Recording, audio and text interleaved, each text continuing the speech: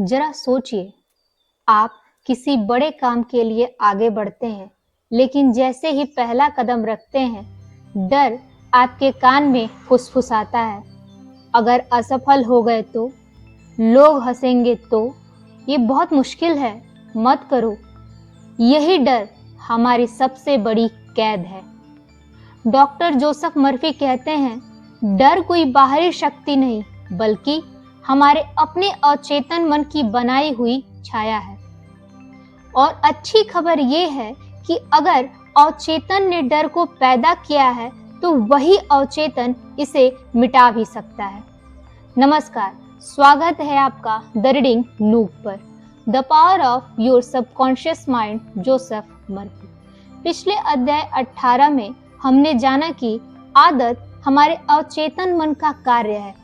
हमारे अवचेतन मन की अद्भुत शक्ति का इससे बड़ा प्रमाण नहीं है कि हमारे जीवन पर आदत की कितनी शक्ति और नियंत्रण है।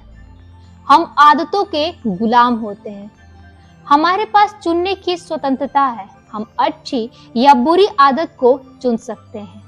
प्रार्थना एक अच्छी आदत है। आइए जानते हैं अध्याय 19, कैसे डर भगाएं और चेतन मन का प्रयोग करें।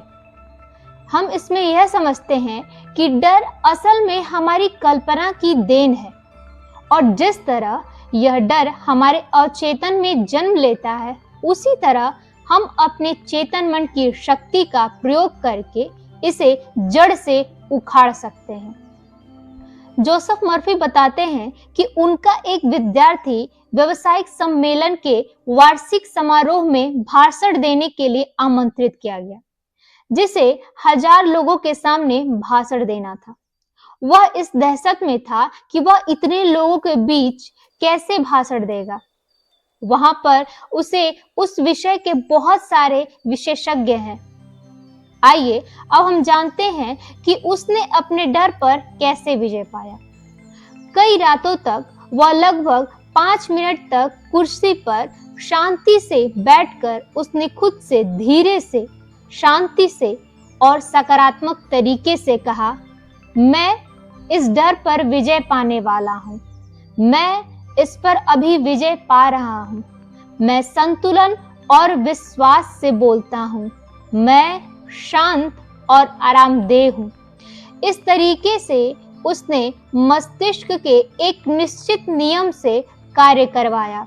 जब समय आया तो उसने अपने डर पर विजय पाई और बहुत सफल भाषण दिया। आइए जानते हैं कि लोगों का सबसे बड़ा शत्रु क्या है। इस अध्याय की शुरुआत में ही डॉक्टर मर्फी ने एक बड़ी सच्चाई बताई है। Fear is a man's greatest enemy.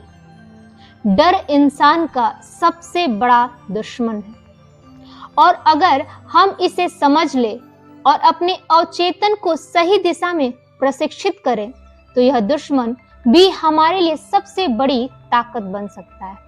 उदाहरण स्वरूप, कोई छोटा बच्चा डर के मारे दहशत में आ सकता है जब उसका साथी कहता है कि बिस्तर के नीचे एक राक्षस है जो रात को उसे पकड़ लेगा। लेकिन जब माता या पिता लाइट जलाकर दिखाते हैं कि कोई राक्षस नहीं है, तो उसका डर दूर हो जाता है। जिस चीज का उसे डर था वह मौजूद ही नहीं थी। इस तरह से आपके अधिकांश डर वास्तविक नहीं होते हैं। आइए जानते हैं वह काम करे जिससे आप डरते हो। कवि रॉल्फ वॉल्डो इमर्सन ने कहा था, जिस काम से आप डरते हो उसे कर दो और डर की मौत तय है। जोसेफ मर्फी अपना अनुभव साझा करते हुए बताते हैं कि एक समय था जब वह श्रोताओं के सामने खड़े होने और भाषण देने के विचार से बुरी तरह घबराते थे। वह कहते हैं कि अगर उसे समय वह डर जाते तो वह इस पुस्तक को नहीं लिख पाते। उन्होंने अवचेतन मन की कार्यविधि के बारे में जो भी सीखा था, उसे दूसरों तक कभी नहीं पहुंचा पाते। इन्होंने इमर्सन की सलाह पर अमल करके अपने डर पर विजय पाई। आइए जानते हैं कि चेतन मन का प्रयोग कैसे करें। जब डर उठे तो सबसे पहले अपने चेतन मन को सक्रिय करें। अपने आप से कहें, यह डर सिर्फ मेरे दिमाग का खेल है, वास्तविक नहीं। सकारात्मक विचार डालें, मैं सुरक्षित हूं, ईश्वर मेरी रक्षा कर रहे हैं। एक बार फिर से, मैं सुरक्षित हूं, ईश्वर मेरी रक्षा कर रहे हैं। चेतन मन जब इस तरह के मजबूत और तार्किक विचार बार बार डालता है तो अवचेतन मन धीरे धीरे उसी दिशा में काम करना शुरू कर देता है। आइए इसे एक छोटी कहानी से समझते हैं। एक महिला को रात में अकेले चलने से डर लगता था। उसे लगता था कि कोई उसका पीछा कर रहा है। फिर उसने चेतन मन से खुद को समझाना शुरू किया, यह सिर्फ मेरी कल्पना है, मैं सुरक्षित हूं, भगवान मेरे साथ हैं।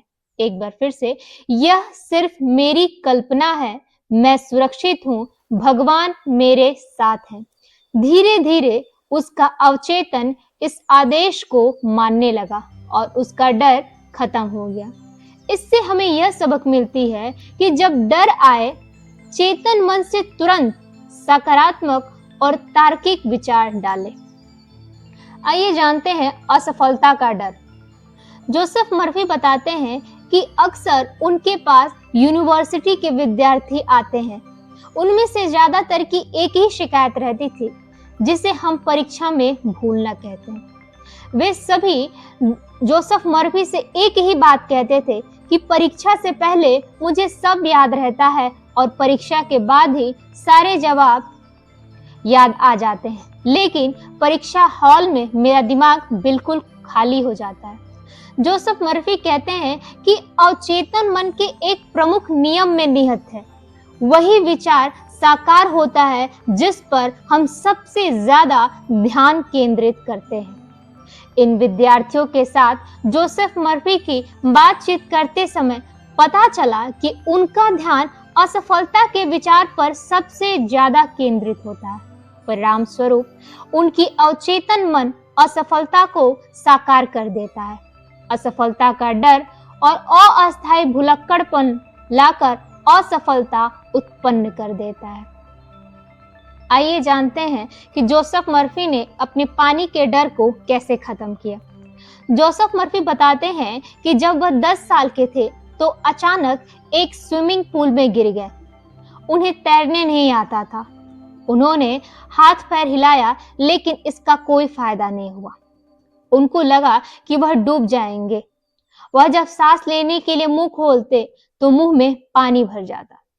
आखिरी पल में एक लड़के ने उनकी हालत देख ली और वह पानी में कूदकर मर्फी को उस स्विमिंग पूल से बाहर निकाला।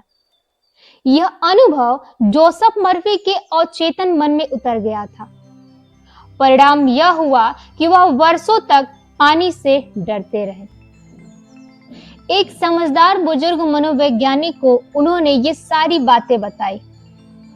उस बुजुर्ग व्यक्ति ने समझाया कि यह सिर्फ एक रासायनिक यौगिक है जो हाइड्रोजन के 2 परमाणु और ऑक्सीजन के 1 परमाणु से बना है। इसकी कोई इच्छा नहीं है, कोई जागरूकता नहीं है, लेकिन तुम्हारे पास दोनों है। जिस दिन तुमने दृढ़ आवाज में कहा, मैं तुम पर विजय पाने वाला हूं, मेरे भीतर ये शक्ति है कि मैं तुमसे विजय पा सकता हूं, फिर पानी में उतर जाओ और तैरना सीखो। जोसेफ मर्फी ने ऐसा ही किया। उन्होंने नया मानसिक नजरिया अपना लिया तो अचेतन की सर्वशक्तिमान शक्ति ने प्रतिक्रिया की और उन्हें शक्ति, आस्था तथा आत्मविश्वास दिया। अब हम अपने अचेतन मन को नया आदेश देते हैं। आइए जानते हैं। मर्फी कहते हैं कि डर की जगह विश्वास और आत्मविश्वास बोना जरूरी है। इसे हम एक छोटे से उदाहरण से समझते हैं। आइए, एक युवक को इंटरव्यू से बहुत डर लगता था। वह हमेशा सोचता, मैं फेल हो जाऊंगा। फिर उसने हर सुबह और रात यह दोहराना शुरू किया, मैं निडर हूं, मेरे अंदर आत्मविश्वास है, मैं सफल होऊंगा। एक बार फिर से, मैं निडर हूं, मेरे अंदर आत्मविश्वास है, मैं सफल होऊंगा। कुछ हफ्तों में उसका डर गायब हो गया और उसने इंटरव्यू शानदार तरीके से पास कर लिया। मैं आप सभी से अनुरोध करूंगी कि अगर कभी भी इस तरह की चीजें आपको डराएं या किसी कार्य को लेकर के आप डर रहे हैं, तो इस तरह के वाक्यों को बोलकर अपने आत्मविश्वास को जरूर जगाएं। इससे हमें यह सबक मिली कि बार बार सकारात्मक वाक्य दोहराकर अवचेतन मन को रीप्रोग्राम करें। आइए जानते हैं सामान्य और असामान्य डर के बारे में। नवजात शिशु को सिर्फ 2 मूलभूत डर होते हैं। पहला गिरने का डर और दूसरा अचानक तेज शोर का डर। यह डर पूरी तरह सामान्य है। वह एक तरह से अलार्म की तरह काम करता है जो आपको प्रकृति ने आत्मरक्षा के साधन के रूप में दिए हैं। सामान्य डर अच्छा है। आप सड़क पर अपनी ओर आती हुई कार की आवाज सुनते हैं और बचने के लिए एक तरफ हट जाते हैं। टक्कर का डर आपके कर्म द्वारा टल जाता है। बाकी सभी डर असामान्य होते हैं। वे खास अनुभव द्वारा उत्पन्न होते हैं या फिर माता पिता, रिश्तेदारों, टीचर्स या अन्य लोगों से आपके पास आते हैं जिन्होंने आपको शुरुआती वर्षों में प्रभावित किया है। आइए अब समझते हैं असामान्य डर के बारे में। असामान्य डर तब उत्पन्न होता है जब लोग अपनी कल्पना को बेकाबू होने देते हैं। जोसेफ मर्फी बताते हैं कि एक महिला को हवाई जहाज से दुनिया की सैर पर जाने के लिए पुरस्कार मिला। वह अखबारों से हवाई जहाज दुर्घटनाओं की सारी खबरें इकट्ठे करने लगी। उसने the world worst airplane crashes के वीडियो टेप का ऑर्डर भी दे दिया। उसने कल्पना की कि वह हवाई जहाज से गिरकर समुद्र में डूब रही है। यह असामान्य डर है। अगर वह ऐसा ही सोचती रहती तो इस बात की प्रबल संभावना है कि उसके साथ वही हो जाता जिसका उसे सबसे ज्यादा डर था। दुनिया ऐसे लोगों से भरी पड़ी है जो इस बात से डरते हैं कि उनके बच्चों के साथ कोई भयंकर घटना हो जाएगी या उनके साथ कोई भयंकर तबाही हो जाएगी। जब भी किसी दुर्लभ महामारी फैलने के बारे में पढ़ते हैं तो डर जाते हैं कि कहीं यह उन्हें ना हो जाए। कुछ तो कल्पना करते हैं कि यह रोग उन्हें पहले से ही है। यह सभी असामान्य डर है। आइए जानते हैं कि हम अपने डर की जांच कैसे करें। एक बड़े मल्टीनेशनल कॉरपोरेशन के सेल्समैन में जोसेफ मर्फी को बताया कि जब उसने पहल सेल्समैन के रूप में काम करना शुरू किया था तो वह इमारत के 5-6 चक्कर लगाता था। तब कहीं जाकर उसमें ग्राहक के घर की घंटी बजाने की हिम्मत आ पाती थी। उसकी सुपरवाइजर बहुत अनुभवी और समझदार थी। एक दिन उसने सेल्समैन से कहा, दरवाजे के पीछे छिपे राक्षस से मत डरो। ऐसा कोई राक्षस नहीं है। तुम एक झूठ विश्वास के शिकार हो। सुपरवाइजर ने उसे आगे बताया कि डर का आभास होने पर वह डट कर खड़ी हो जाती थी। वह सीधे डर की आंखों में आंखें डालकर देखती थी। जब वह ऐसा करती थी तो हमेशा पाती थी कि डर गायब और उड़नछू हो जाता था। खुद को सभी डरों से मुक्त करें। आइए जानते हैं। बाइबल में डर दूर करने का एक आदर्श फॉर्मूला है।